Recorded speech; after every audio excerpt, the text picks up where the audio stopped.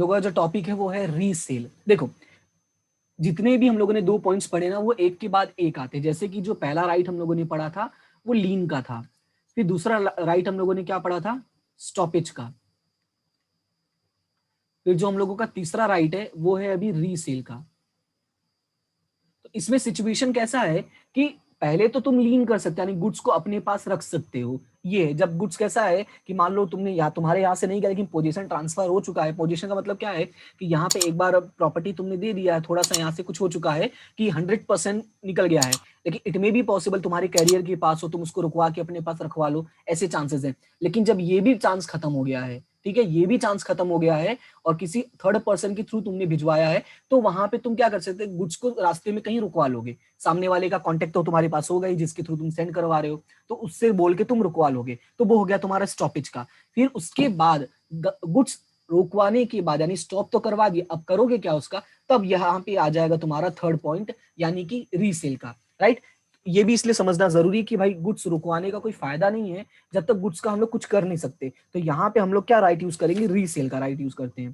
तो अभी रीड करते हैं कि रीसेल का मतलब क्या होता है। देखो यहाँ पे रीसेल में क्या लिखा है, राइट ऑफ रीसेल सेक्शन 54 का है। यहाँ पे लिखा है section 54 deals principally with the resale by unpaid seller who has exercise his right of a lien, right. मान लो कि सामने वाले पर्सन ने अपने राइट का यूज कर लिया है और गुड्स उसको मिल गए हैं, राइट, तो वो अब रीसेल वाले राइट का यूज करेगा, क्योंकि बिना मतलब का गुड्स लेने का तो कोई फायदा नहीं जब तक वो कुछ उसका यूज ना कर पाए। दैट्स व्हाई ये राइट ऐड किया कि भाई वो रीसेल कर सकता है। पहला पॉइंट ये हो गया। दूसरा क्या बोला है, he has exercise the right of stoppage. देखो लिखा भी है पहले, पहले उसने कौन सा राइट यूज किया है, राइट ऑफ लीन यूज किया है या तो, और exercised the right of stoppage in transit and resume the position of the goods. और जैसे ये वाले दोनों राइट यूज कर लिया उसने, वो अपना गुड्स का पोजीशन उसके पास मिल जाता है। Thus, the unpaid seller can resell the goods under the following circumstances। तो अब जो तुम्हारा यहाँ पे सेलर है वो गुड्स को मार्केट में सेल कर सकता है, लेकिन उसके लिए कुछ कंडीशंस है, क्योंकि तुम बायर का लॉस नहीं होना चाहिए ना। देखो हमारे लॉ में कैसा है कि हमारा लॉ ये बोलता है कि भाई किसी का भी नुकसान नहीं होना चाहिए, ना बायर का ना सेलर का। इन केस अगर मान लो तुमने गुड सेल कर दिया और बायर का ज्यादा नुकसान हो गया तो तुम्हें प्रॉब्लम होगी। सो यहाँ पे कुछ कंडीशंस दिया है। पहला कंडीशंस क्या दिया है, where the goods are of a perishable nature. पहला पॉइंट क्या लिखा है, where goods are of a perishable nature. Perishable nature का मतलब क्या है, जो बहुत जल्दी खराब हो जाते हैं, ठीक है। जैसे कि मान लो फ्रूट्स हैं, फ्रूट्स हैं, वेजिटेबल्स हैं, अगर कोई ऐसी चीज है जो भाई जल्दी खराब हो सकते हैं, तो अगर ऐसे सिचुएशन में हम ज्यादा वेट नहीं कर सकते ना। मान लो अगर मिठाइयां भी हैं जैसे स्वीट्स हैं, मान लो कि तुमने 10 किलो पेड़े बनवाए थे मुझसे, ठीक है, 10 kg पेड़े बनवाए थे और टाइम दिया था कि भाई शाम तक आके ले लोगे, तुम शाम तक नहीं आए, मैंने वेट किया, चलो ठीक है, मैंने फ्रिज में रखवा दिया, अच्छे से उसका पैकिंग करके रखवा दिया ताकि खराब ना हो, सुबह तक का वेट किया, तुम नहीं आए, फिर दोपहर हो गई नहीं आए। अब मैं इससे ज्यादा अगर वेट करूंगा तो डेफिनेटली वो मेरा पूरा खराब हो जाएगा और मेरे पूरे पैसे लॉस होंगे। तो इस केस में मैं क्या कर दूंगा, बेच दूंगा, राइट। तो ये हो गया तुम्हारा पेरिसेबल नेचर का। सेकंड में क्या लिखा है, where an unpaid seller who has exercised his right of a lien or stoppage in a transit gives notice to the buyer of his intention to resell। या तो जो सेलर है, देखो यहाँ पे लिखा है, या तो जो सेलर है ना, unpaid seller has exercise his right, उसने अपना राइट यूज किया है, plus he has given notice to the buyer, और उसने साथ में नोटिस भी दे दिया बायर को कि भाई सामान अब मैं बेचने वाला हूं, तो तुम बेच लेना। उसको नोटिस मिल गया तो तुम्हारा काम खत्म हो गया। अगर वो पैसे नहीं देता है तो उसकी गलती है, हमने तो उसको भाई इन्फॉर्म कर ही दिया है। अब उसके बाद नेक्स्ट है यहाँ पे, where the seller expressly reserve a right of resale in case the buyer should make default. देखो या तो कभी कभी होता है एक्सप्रेसली, वो लोग बोल ही देते हैं अगर भाई देखो टाइम पर पैसे नहीं मिले ना तो मैं सामान बेच दूंगा या सामान नहीं दूंगा मैं, कभी कभी ऐसा होता है एक्सप्रेसली वो लोग राइट अपना रिजर्व कर लेते हैं। तो ऐसे केसेस में बाय जो सेलर है वो क्या कर लेगा, गुड्स को सेल कर देगा, ओके।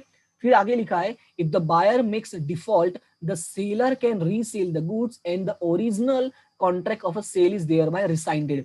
और इसी वजह से जब वो सेलर जो है गुड्स को सेल कर देगा यानी रीसेल कर देगा किसी थर्ड पर्सन को, तो जो ओरिजिनल कॉन्ट्रैक्ट था मेरे और उसके बीच में वो क्या हो जाएगा, रिसाइंडेड का मतलब कैंसिल हो जाएगा। बट याद रखना, but without prejudice to any claim which the seller may have for the damages। लेकिन यहाँ पे कुछ damages भी वो रिकवर कर सकता है, उसके लिए आगे यहाँ पे देखो पॉइंट्स ऐड किया है।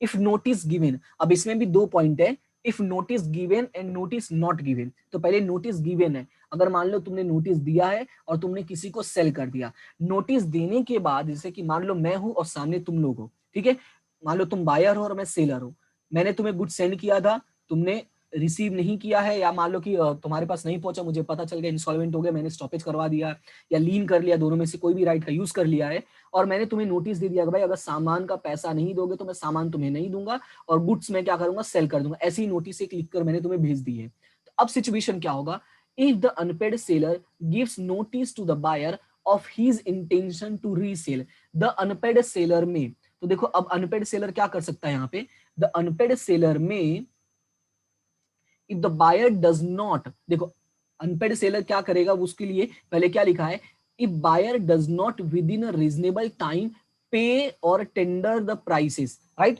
अगर मान लो जो विद इन रीजनेबल टाइम है, यानी मान लो हमने बोला है 5 दिन 6 दिन या 2 दिन 3 दिन, जैसा भी रीजनेबल टाइम हम लोग दिया है या बोला है, उस रीजनेबल टाइम के अंदर वो पेमेंट नहीं करता या प्राइस का टेंडर नहीं करता, नहीं कोई ये बिल ऑफ एक्सचेंज या नेगोशिएबल इंस्ट्रूमेंट नहीं देता है, द सेलर में resale the goods with in reasonable time, तो गुड्स क्या कर सकता है, वो सेल कर सकता है। ये जो पॉइंट है ना, वो यहां से है, कनेक्टेड है कि द अनपेड सेलर में resale the goods with in reasonable time, लेकिन कब सेल करेगा उसका रीजन ये दोनों में लिखा है, if the buyer does not within a reasonable time pay और टेंडर द प्राइसेस। ओके, उसके बाद सेकंड पॉइंट है, इसके अंदर देखो क्लियर है, तो अब इसमें देखो दो चीजें लिखा हुआ है कि सेल तो कर दिया है, लेकिन इसके लिए दो चीजें हो गई, क्या होंगी, recover from the original buyer damages for any loss occasion by his breach of contract, recover from the original buyer in case, मान लो तुमने सेल तो कर दिया है पर सेल करने के बाद भी तुम्हें लॉस हुआ है, right, then you can collect that loss from the buyer, you can recover, right, you can recover the loss from the buyer। second, seller can retain the profits on a resale, और अगर मान लो कि cell करने पर profit हो गया तो तुम उसको रख सकते हो, राइट। तो यानी कि अगर तुमने नोटिस दिया है सामने वाले पर्सन को और सामने वाले पर्सन को नोटिस देने के बाद तुमने गुड्स को सेल कर दिया और मान लो लॉस हो गया, जैसे कि मैं मान लेता हूं कि एक मोबाइल था, ठीक है, एक मोबाइल था, सामने वाले को, नहीं मोबाइल नहीं मानते, कोई और चीज मान के चलते हैं, चलो मान लेते हैं कोई क्लोथ्स है, ठीक है, जैसे क्लोथ्स अभी मान लो कि फेस्टिवल सीजन आने वाला है, जैसे मान लो कि 26 जैन था, ठीक है, तो तुम्हें पता है कि ऐसे डेज में व्हाइट कपड़ों की काफी डिमांड होती है, राइट, लोग थोड़ा ट्रेडिशनल लगने के लिए व्हाइट कपड़े बहुत परचेस करते हैं, तो मान लो कोई बायर था, उसने 100 पीसेस के व्हाइट कपड़े मंगवाए थे, ठीक है, 100 पीस व्हाइट कपड़े मंगाए थे एट द रेट ऑफ 150, 150 रुपए के भाव से था, उसने पे नहीं किया, तुमने क्या किया, मतलब कि वो तुमने उसका गुड्स जो था उसको लीन कर लिया था, स्टॉपेज करवा दिया था, किसी रीजन से वो पैसे नहीं पे किया था, इस वजह से तुमने उसको नोटिस दे कि भाई देख कभी भी तेरे पास टाइम है, अगर तो टाइम से पैसे दे देता तेरा सामान मैं पहुंचवा दूंगा, लेकिन उसने अभी भी पैसे नहीं दिए और फिर इस बात को 10-15 दिन बीत गए। अब प्रॉब्लम ये है कि 10-15 दिन बीतने के बाद वो व्हाइट कपड़ों की डिमांड थोड़ी डिक्रीज हो गई, क्योंकि मार्केट में जरूरी नहीं है कि उस टाइम पे डिमांड तेज हो उतनी, लेकिन तुमने सेल कर दिया फिर भी, और सेल करने पे तुमने कितने में सेल किया, 130 रुपीज में। इट मीन्स कि क्या हुआ, हर कपड़े पे तुम्हें 20 रुपए का लॉस हुआ है, तो अगर हर कपड़े में 20 रुपए का लॉस हुआ है तो ये लॉस तुम बायर से रिकवर कर लोगे, तब तुम्हारे पास ये राइट है कि तुम जाओगे और बायर को बोलोगे ये जो मेरा लॉस हुआ है ना वो तुम पे करोगे 20 रुपए का, क्योंकि मैंने तुम्हें 150 के भाव से दिया था, मेरा 20 रुपए का नुकसान हो गया। ये फर्स्ट पॉइंट में है। सेकंड में क्या लिखा है, seller can retain the profits on a resale, it may be possible कि 150 का था लेकिन मार्केट में उसने जब सेल किया तो 170 मिल गया, इट मे बी पॉसिबल कि मार्केट में अभी भी डिमांड है और लोगों ने भाई की सोचा कि चलो ठीक है समर सीजन आने वाला है, समर सीजन में भी तो व्हाइट कपड़ों की डिमांड होती है, तो उसने इस नजरिए से उसने गुड्स को बेचा और उसके बिक गए 170 की प्राइस से, तो उसको 20 रुपए का प्रॉफिट हुआ। अब ये जो 20 रुपए का प्रॉफिट हुआ है ना वो पैसे वो खुद रख लेगा, अब बायर आके नहीं बोलेगा भाई जो फायदा हुआ है कम से कम वो दे दो कि ये सामान तो मेरी वजह से हुआ, ऐसा वो करके वो पैसे नहीं मांग सकता है। ये है नोटिस देने पर। लेकिन एक चीज और इसमें लिखा हुआ है, however it may be noted that in a case of perishable goods no notice is necessary। याद रखना है कि अगर गुड्स पेरिसेबल नेचर का है क्योंकि पेरिसेबल नेचर का मतलब है जल्दी खराब हो जाना भाई। तो जल्दी जब खराब हो जाता है तो तुम नोटिस दोगे, सामने वाला नोटिस रिसीव करेगा, फिर रिप्लाई करेगा, सो बेटर है कि तुम सामान बेच दो, नहीं तो उतने में तो खराब हो जाएगा, तो नोटिस का भी कोई फायदा नहीं है। So in case of perishable nature, perishable goods, no notice is necessary. Okay, अब उसके बाद सेकंड पॉइंट है इफ नोटिस नॉट गिवन। चलो नोटिस दिया था तब क्या होगा वो तुमने देख लिया। इफ नोटिस नॉट गिवन, अगर मान लो तुमने नोटिस नहीं दिया है तब क्या सिचुएशन होगा। The unpaid seller shall not be entitle to recover such a damage. जो ऊपर हम लोगों ने पढ़ा था he can recover the damages, तो यहाँ पे you are not entitle to recover the such damages, क्योंकि तुमने नोटिस दिया नहीं था, उसको बिना बताए तुमने सेल कर दिया। ठीक है, जैसे वही कपड़े की अगर मैं बात करूं, मैंने उसको नोटिस नहीं दिया और सेल कर दिया, लॉस हो गया, तो मैं उसको ब्लेम नहीं कर सकता, एक बार उससे बात तो कर लेनी चाहिए थी।